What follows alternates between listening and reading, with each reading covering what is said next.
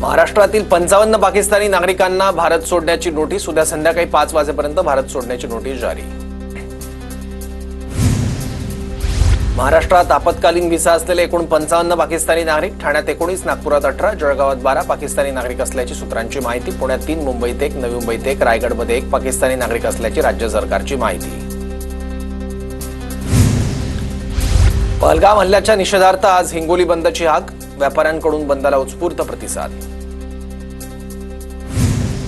अमरावतीच्या चांदूर बाजारमध्ये पहलगाममधील दहशतवादी हल्ल्याच्या निषेधार्थ हिंदुत्ववादी संघटनांचं आंदोलन.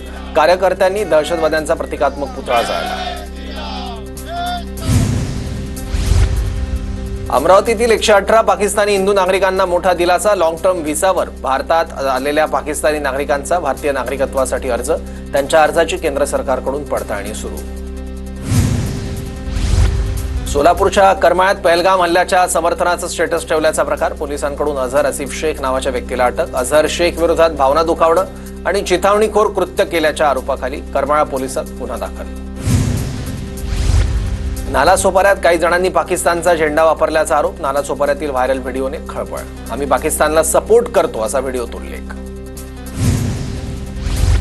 गोंदिया बाजारपेठ परिसरात भाजी विक्रेत्यांकडून हाताला काळी फीत बांधून निषेध. पहलगाम हल्ल्यातील दहशतवाद्यांना कठोर शिक्षा देण्याची मागणी. राज्यभरात हलक्या पावसाचा अंदाज. पुढील 3 दिवस कोकण, मध्य महाराष्ट्र, मराठवाड्यात हलक्या पावसाचा अंदाज. तर विदर्भात काही ठिकाणी उष्णता लाटसदृश्य स्थिती. सोलापुरातील अक्कलकोट तालुक्यात अवकाळी पावसाचा तडाखा. अनेक पिकांचं नुकसान. वीज पडल्यानं जनावरं दगावली. आंबा द्राक्ष उत्पादक शेतकरी चिंतेत. यवतमाळच्या आर्णी तालुक्यातील सुधाकर नगरमध्ये पाण्यासाठी वणवण. हंडावर पाण्यासाठी करावा लागतोय 3-3 तास पायी प्रवास. टँकरमधलं पाणी अस्वच्छ असल्याचा ग्रामस्थांचा आरोप.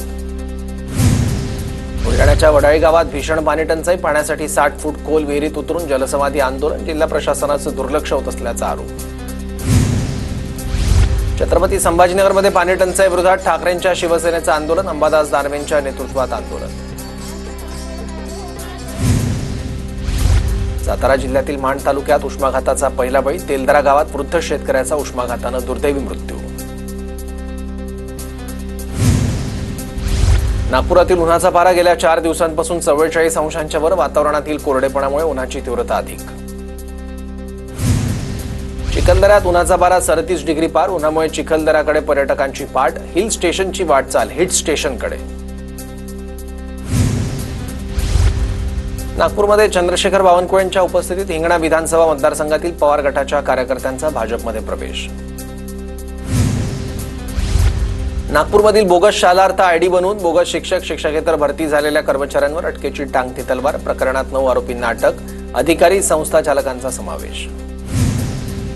छत्रपती संभाजीनगर शहर पाणीपुरवठा योजनेचं काम संत गतीनं. संपूर्ण कामाचा रोडमॅप सादर करा. मुंबई उच्च न्यायालयाचे GVPR कंपनीला निर्देश. अमरावतीच्या मेळघाटमधील ढाकणा वनपरिक्षेत्रात भीषण आग. जंगलातील झाडं जळून खाक. वनविभाग आणि स्थानिक आदिवासींच्या मदतीनं आग नियंत्रणात. जळगावच्या शिरसोलीमध्ये लाकडी ठोकळे बनवण्याच्या कंपनीला भीषण आग. कंपनीतील साहित्याचं एक ट्रॅक्टर जळून खाक. रत्नागिरीतील लांजा शहरासाठीचा विकास आराखडा वादात. लांजा नगरपंचायतीने बनवलेल्या आराखड्याला कुबे ग्रामस्थांचा विरोध. चंद्रपूर जिल्ह्यात वैद्यकीय अधिकाऱ्याला ठोठावला 29 लाखांचा दंड. अधिकाऱ्याकडून अवैधरित्या मुरुम उत्खनन. पंचनाम्यात 422 ब्रास मुरुमाचा अवैध साठा आढळला. सोलापुरातील पुनर्वसन विभागाच्या तत्कालीन उपजिल्हाधिकारी, तहसीलदार आणि क्लार्क अडचणीत. पुनर्वसन विभागातील बहुचर्चित घोटाळ्याची उच्चस्तरीय चौकशी होणार. यवतमाळच्या पुसद तालुक्यातील शेंबळपिंपरी ते इसापूर या रस्त्याचं काम 2 वर्षांपासून रखडलं.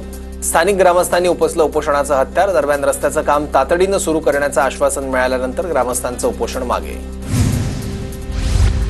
रायगडच्या रोहा तालुक्यातील आंबेवाडी ते निवी कालव्याची खासदार सुनील तटकरेंकडून पाहणी. कालव्याच्या संदर्भात अधिकाऱ्यांना सूचना दिल्या.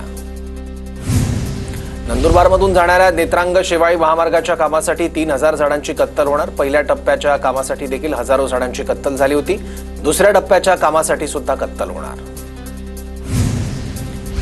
बीडमध्ये महावितरणच्या गलथान कारभारामुळे जनावरांच्या पिण्याच्या पाण्याचा प्रश्न गंभीर. सबस्टेशनचं केबल जळाल्यानं 2 दिवसांपासून बीड तालुक्यातील महाजनवाडीमधील ग्रामस्थ अंधारात. गोदावरी नदीतील पाणी वापरावर बंदी आणण्यासाठी हायकोर्टात याचिका. नदीतील पाणी प्रचंड प्रदूषित झाल्यानं पाणी वापरण्यावर बंदी आणण्याची मागणी. सामाजिक कार्यकर्ते राजेश पंडित यांच्याकडून याचिका दाखल. उद्योगपती आकाश अंबानीसह क्रिकेटर सूर्यकुमार यादव साई चरणी नतमस्तक. मुंबई इंडियन्सच्या यशानंतर आकाश अंबानी दुसऱ्यांदा तर IPL सीझन दरम्यान सूर्यकुमार यादव तिसऱ्यांदा साई दरबारी. जुन्नरच्या उदापूरमध्ये भैरवनाथ महाराजांच्या यात्रोत्सवाचा जल्लोष. यात्रेनिमित्त कुस्त्यांचा आखाडा रंगला.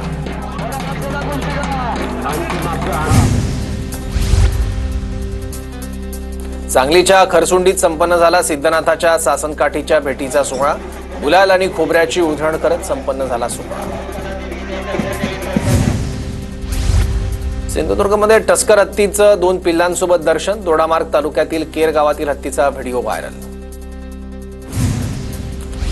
नाशिकच्या मनमाडमध्ये मानवी वसाहतीत बिबट्या शिरल्याची माहिती. नागरिकांमध्ये भीतीचं वातावरण. 4 दिवसांपूर्वीच एक बिबट्याला जेरबंद केलं होतं.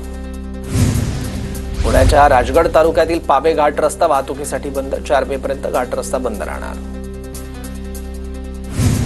अंबरनाथमध्ये वनविभागाच्या जागेत पालिकेचा अनधिकृत रस्ता. वनविभागाकडून अंबरनाथ पालिकेविरोधात गुन्हा दाखल तर JCB पळवून नेणाऱ्या 3घांविरोधात पोलीस ठाण्यात गुन्हा.